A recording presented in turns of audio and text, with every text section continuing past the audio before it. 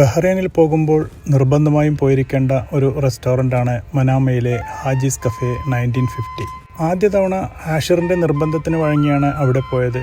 പിന്നെ മനാമയിൽ പോകുമ്പോൾ അവിടെ കയറുന്നത് ഒരു ശീലമായി. ബൈജു വന്നപ്പോഴും അവിടെ പോയിരുന്നു.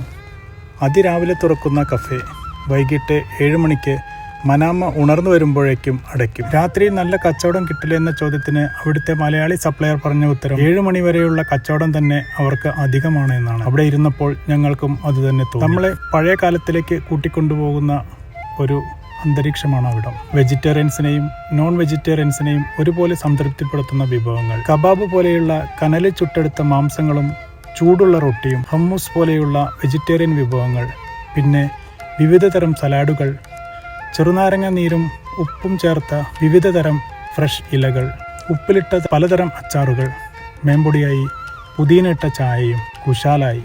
ആവശ്യത്തിനും അനാവശ്യത്തിനും മസാലകൾ നിറച്ച നമ്മുടെ ഓരോ വിഭവങ്ങൾ കഴിക്കുമ്പോഴും വയറിനുണ്ടാവുന്ന അസ്വസ്ഥതയെല്ലാം ഓർത്താൽ ഇത്തരം വിഭവങ്ങളാണ് നല്ലതെന്ന് ഉറപ്പാണ്.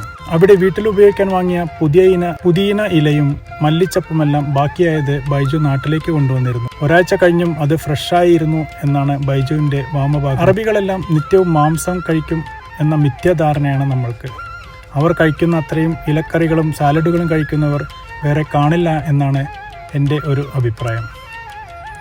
ഏതായാലും ബഹ്റൈനിൽ പോകുമ്പോൾ ഹാജിസ് കഫേ വിസിറ്റ് ചെയ്യാൻ എല്ലാവരും ശ്രമിക്കുക. ഒരു പുതിയ അനുഭവമായിരിക്കും. നമ്മുടെ മലയാളികൾക്ക് പറ്റിയ നല്ല മീൻ വിഭവങ്ങൾ കിട്ടുന്ന റെസ്റ്റോറൻറ്റുകളും ബഹ്റൈനിലുണ്ട്. വീണ്ടും കാണാം.